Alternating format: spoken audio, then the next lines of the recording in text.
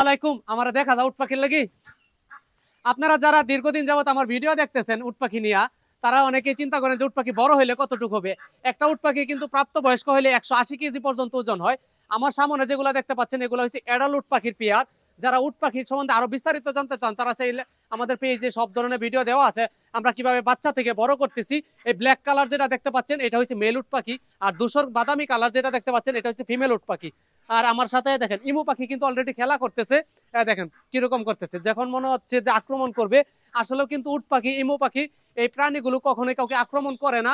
এবং পৃথিবীর মধ্যে সর্ববৃহৎ পাখির ভিতরে বর্তমান হয়েছে উট পাখি সর্ববৃহৎ পাখি, এবং দ্বিতীয়তে আছে ইমু পাখি। যারা এই সম্বন্ধে আরো বিস্তারিত আপডেট জানতে চান তারা চাইলে আমাদের পেজে ফলো রাখতে পারেন।